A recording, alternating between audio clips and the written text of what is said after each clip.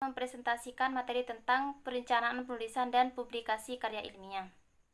Saya sendiri Siti Rohman NIM 144 sebagai pemateri pertama yang akan menjelaskan tentang trik menulis artikel ilmiah. Pada umumnya, dalam format penulisan artikel berisi tentang judul, abstrak, pendahuluan, metode, penelitian, hasil, diskusi, dan kesimpulan, serta daftar pustaka. Akan tetapi, ada beberapa penambahan, jadi tergantung dari penyelenggara seminar atau pengelola jurnal tersebut. Pada umumnya, mereka menyediakan template sebagai acara bagi penulisan untuk menulis. Jadi, oleh karena itu, panduan penulisan tidak gagal.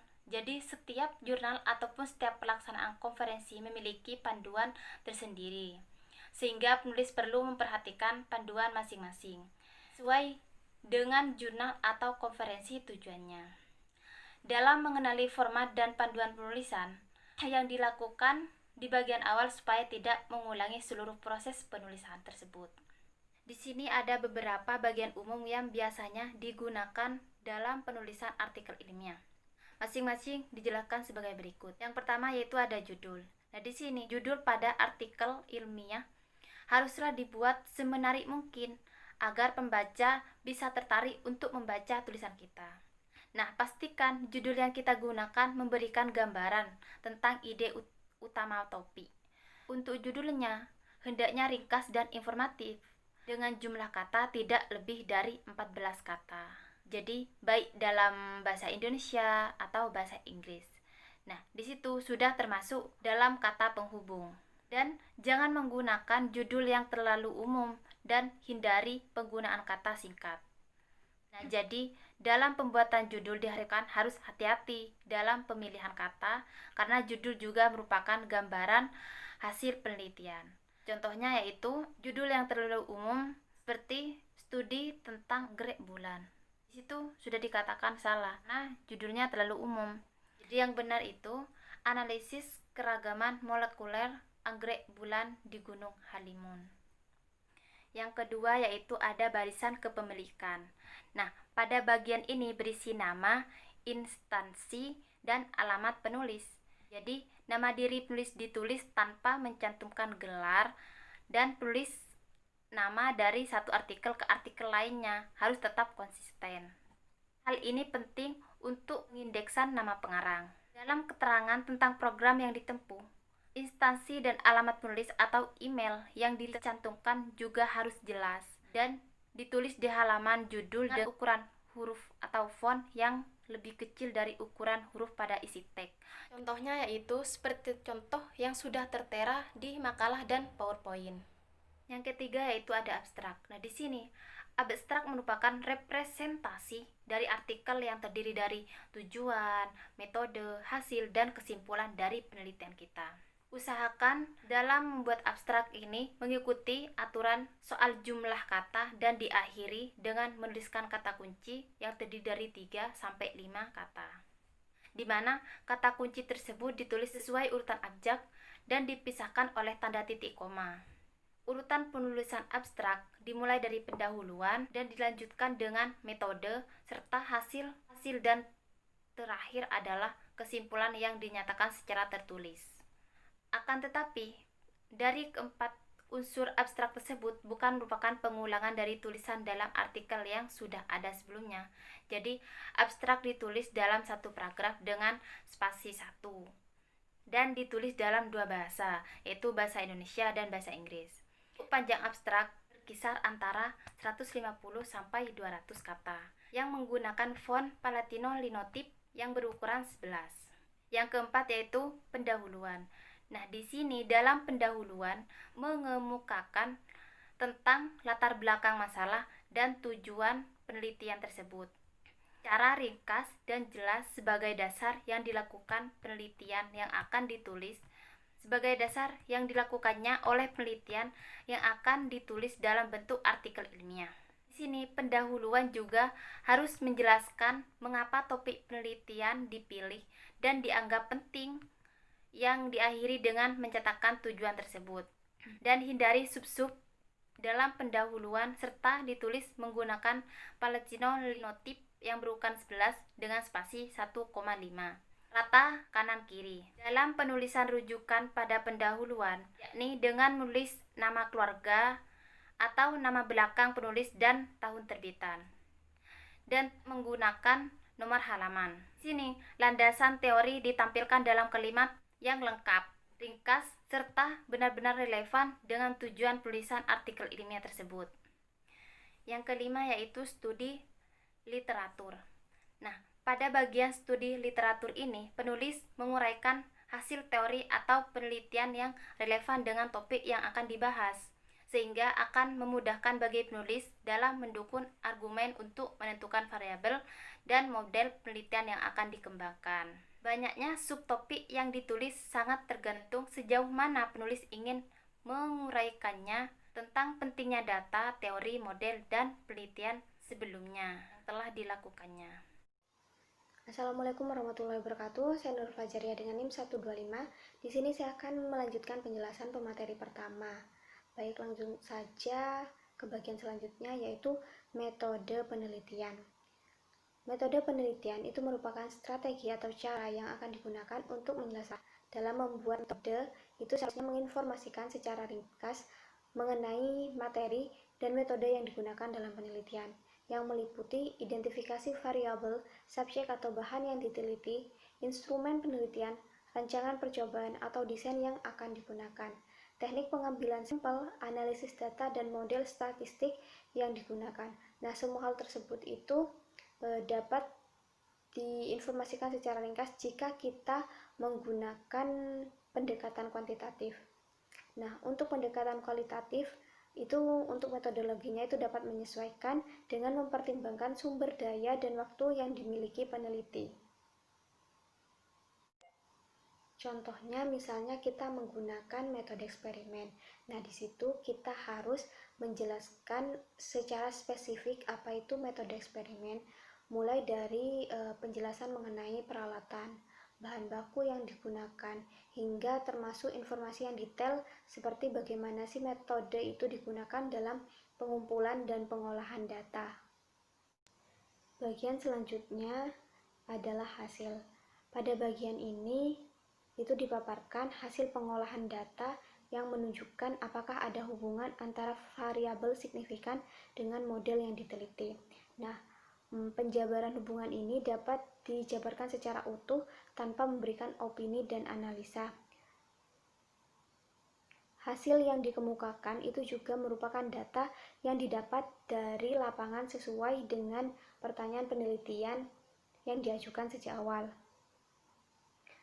Penjabaran pada bagian hasil ini itu merupakan data yang sudah dianalisis, bukan data yang masih apa adanya setelah pengolahan dari sumber ataupun subjek penelitian.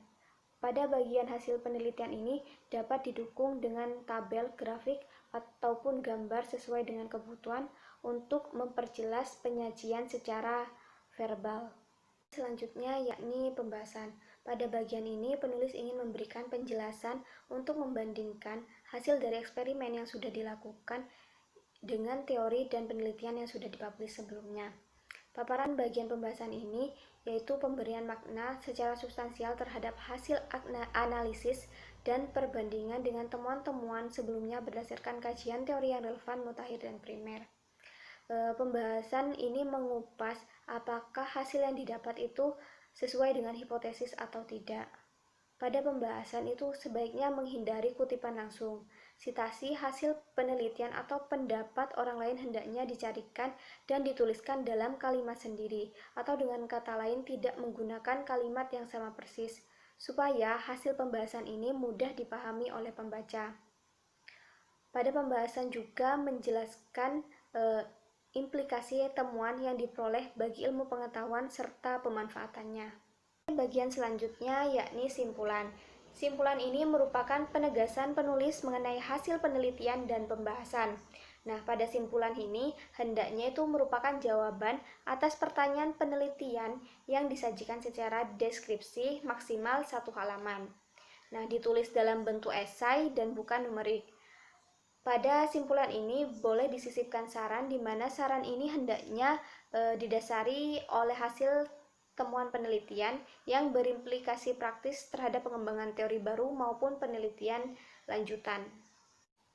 Selanjutnya yakni daftar pustaka. Nah, bahan rujukan atau referensi yang dimasukkan dalam daftar pustaka itu hendaknya yang benar-benar disebutkan dalam naskah artikel. Penulisan daftar rujukan yang lengkap itu dapat ditulis di halaman baru. Nah, untuk memastikan daftar pustaka itu lengkap, maka kita itu bisa membaca naskah dari awal sampai akhir sambil lalu mencatat dalam sebuah daftar, di mana daftar tersebut nantinya bisa digunakan untuk penulisan daftar pustaka. Dalam penulisan referensi yang digunakan pada artikel itu hendaknya mengacu pada panduan yang telah ditetapkan oleh penyelenggara seminar ataupun jurnal. Ada beberapa gaya penulisan yang biasanya digunakan dalam daftar pustaka. Yang pertama yaitu ada APA style, yang kedua ada MLA style, yang ketiga ada Harvard style, yang keempat ada Chicago style, dan yang terakhir itu ada Vancouver style. Dalam setiap gaya penulisan itu ada aturan tersendiri. Selanjutnya di sini saya akan menjelaskan bagaimana aturan dari setiap gaya penulisan daftar pustaka. Di sebelumnya saya menggunakan artikel dengan 3 pengarang sebagai referensi. Langsung saja gaya penulisan yang pertama yaitu dimulai dengan kita menuliskan nama belakang diikuti inisial nama depan dan nama tengah. Begitu juga untuk pengarang kedua. Setelah itu kita menuliskan simbol dan dilanjutkan dengan pengarang ketiga. Setelah itu kita menuliskan tahun yang diapit dengan tanda kurung. Setelah itu kita menuliskan judul dari artikel yang kita jadikan referensi. Setelah itu kita menuliskan nama jurnal yang ditulis miring. Lalu kita mencantumkan volume dan nomor artikel, di mana nomor itu diapit dengan tanda kurung. Selanjutnya kita menuliskan halaman dan diakhiri dengan tanda titik. Untuk gaya penulisan yang kedua yaitu Harvard. Nah, untuk Harvard sama APA ini sebenarnya hampir sama. Yang membedakan jika pada APA kita menggunakan simbol dan, tetapi pada Harvard itu tidak lagi menggunakan simbol itu, namun langsung ditulis secara langsung seperti yang sudah ada di contoh. Setelah itu untuk bagian tahun di APA itu diapit dengan kurung, sedangkan pada Harvard itu tidak menggunakan tanda kurung. Untuk selebihnya, baik penulisan judul maupun nama penulis, nomor, volume maupun halaman itu sama. Selanjutnya, yang ketiga yaitu gaya penulisan MLA. Untuk gaya penulisan MLA ini kita pertama terlebih dahulu kita mencantumkan nama belakang yang diikuti dengan nama depan dan nama tengah. Hanya saja untuk nama depan dan tengah ini ditulis secara utuh, bukan lagi hanya inisial seperti APA maupun Harvard. Setelah itu diikuti nama pengarang kedua dan ketiga. Untuk pengarang kedua dan ketiga ini tidak lagi untuk urutan namanya tidak lagi dibalik. Lalu setelah itu kita lanjutkan dengan mencantumkan judul artikel yang diapit dengan tanda petik. Setelah itu nama jurnal ditulis miring, dilanjutkan dengan mencantumkan volume, titik, lalu nomor artikel. Lalu kita mencantumkan tahun, di mana pada tahun ini diapit dengan tanda kurung. Setelah itu kita memberikan tanda titik 2, dilanjutkan dengan menuliskan halaman, dan diakhiri dengan tanda titik. Yang keempat, gaya penulisan Chicago. Nah, gaya penulisan Chicago untuk penulisan nama itu hampir sama dengan MLA, yaitu nama belakang diikuti nama depan dan nama tengah, namun tidak lagi menggunakan inisial. Lalu untuk nama kedua dan ketiga itu tidak dibalik. Lalu selanjutnya yaitu menulis judul dengan diapit tanda petik seperti pada penulisan MLA. Setelah itu kita menuliskan nama jurnal yang ditulis miring, dilanjutkan dengan volume jurnal, volume artikel yang diikuti dengan tanda koma. Setelah itu kita menulis nomor artikel.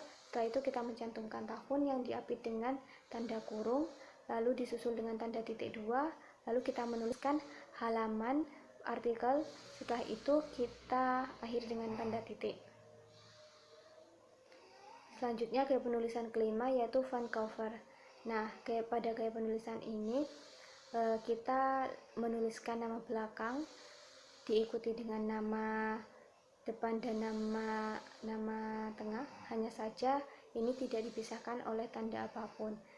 Baru setelah nama pengarang pertama, baru kita menuliskan tanda koma, dilanjutkan dengan pengarang kedua.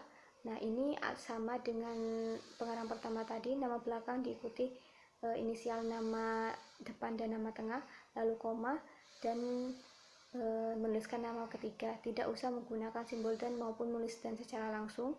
Setelah itu tanda titik lalu mencantumkan judul dari artikel. Setelah itu tanda titik dan kita mencantumkan nama jurnal. Hanya saja untuk nama jurnalnya ini tidak lagi ditulis miring. Setelah itu kita mencantumkan tahun dan disusul dengan mencantumkan bulan dari penerbitan, lalu dicantumkan tanda titik 2 disusul dengan volume jurnal, lalu nomor jurnal yang diapit dengan tanda kurung. Setelah itu titik 2, lalu halaman, dan diakhiri dengan tanda titik. Baik, di sini saya akan membahas mengenai publikasi karya ilmiah. Setelah tulisan kita sudah siap, maka langkah selanjutnya yaitu persiapan untuk mempublikasikannya. Sebenarnya ada dua strategi yang harus dilakukan oleh para penulis. Yang pertama yaitu sejak awal mempersiapkan tulisan untuk dipublikasikan pada seminar atau jurnal. Kedua, memilih berdasarkan peluang. Apakah artikel ini bisa memenuhi kriteria jurnal atau cukup seminar saja? Teknik atau cara yang dapat digunakan untuk mempublikasikan artikel ilmiah yaitu melalui seminar atau jurnal. Seminar merupakan sebuah konferensi dalam mempublikasikan karya tulis ilmiah secara lisan. Mengikuti internasional konferensi menjadi sebuah kesempatan bagi penulis, apalagi pelaksanaannya di luar negeri. Sebenarnya konferensi nasional dan internasional secara teknis pelaksanaannya sama saja. Yang membedakan tentu saja adalah konferensi pada tingkat internasional menjangkau sasaran yang lebih luas, yaitu masyarakat internasional. Sedangkan konferensi untuk nasional, pesertanya berasal dari kota-kota dari negara tersebut. Seorang peneliti yang hendak mengikuti sebuah seminar sebaiknya terlebih dahulu mencari informasi sebanyak mungkin melalui penelusuran internet atau pengalaman kolega yang telah mengikuti international conference untuk memastikan reputasi penyelenggaraannya. Hal ini untuk mencegah agar kita tidak mengikuti seminar abal-abal atau predator. Selain itu tentunya kita memperhatikan peluang artikel yang dikirim. Dapat dipublikasikan pada jurnal ilmiah apabila artikel kita memenuhi syarat sesuai dengan ketentuan dan penyelenggaraan. Berdasarkan petunjuk operasional PAK, konferensi yang direkomendasikan diikuti memiliki kriteria sebagai berikut. Yang pertama, menggunakan salah satu bahasa resmi PBB, misalnya yaitu bahasa Inggris. Yang kedua, editor berasal dari berbagai negara sesuai dengan bidang ilmunya. Yang ketiga, penulis paling sedikit berasal dari 4 negara. Dan yang terakhir, memiliki ISBN. Selain itu, mempertimbangkan proses penerimaan sebuah artikel, apakah telah melalui proses review atau tidak. Hal ini dibutuhkan untuk menjamin kualitas artikel yang diterima dan berimplikasikan pada reputasi dan penyelenggaraan sebuah konferensi. Jurnal merupakan proses mempublikasikan karya artikel ilmiah melalui tulisan. Mengirimkan karya ke editor jurnal perlu memperhatikan beberapa aspek, antara lain yaitu kesesuaian dengan topik, reputasi jurnal, dan memenuhi persyaratan stakeholder. Kesesuaian antara tema artikel dengan topik jurnal yang dituju perlu menjadi perhatian utama. Hal ini penting agar tidak terjadi penolakan artikel yang telah kita buat atau yang telah kita serahkan pada kesempatan pertama. Karena proses dari submit hingga adanya informasi bahwa artikel diterima atau ditolak membutuhkan waktu yang bergantung pada ritme kerja masing-masing editor. Mengidentifikasi reputasi jurnal yang penting diketahui agar menghindari artikel yang telah dipublikasikan tidak dapat digunakan sebagai standar kualifikasi.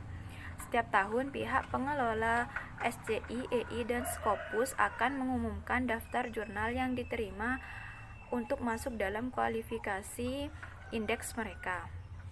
Sebagai contoh, program studi Industrial Engineering and Management untuk mahasiswa mulai angkatan 2015 diwajibkan mempublish minimal 2 artikel pada jurnal yang terindeks Science Citation Index atau Engineering Index.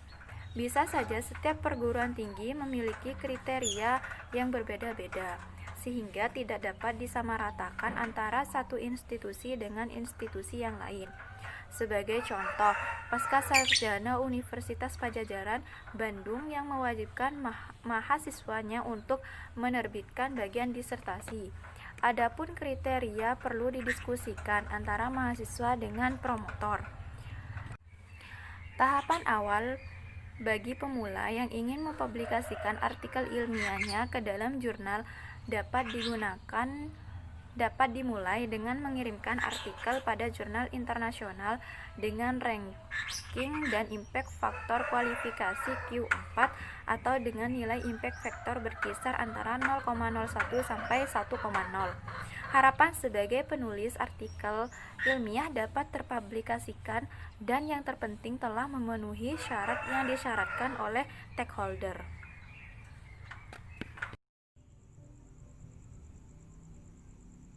Berikut merupakan bukti contoh publikasi artikel ilmiah dalam bentuk prosiding seminar nasional yang diterbitkan dalam rangka Disnatalis ke-48 Universitas Negeri Yogyakarta.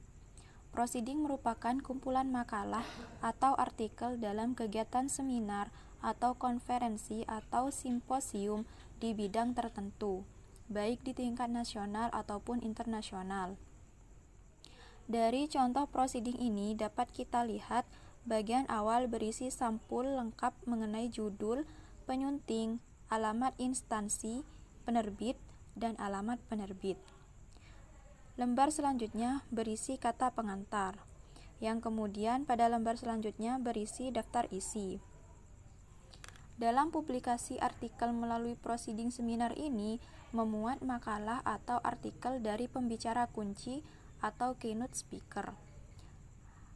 Kemudian artikel dari pembicara utama lain dan juga artikel pendamping yang dibagi menjadi beberapa subbab berdasarkan bidang tertentu. Di prosiding seminar yang diterbitkan oleh Universitas Negeri Yogyakarta ini memiliki beberapa subbab makalah pendamping, di antaranya dalam bidang penelitian pendidikan,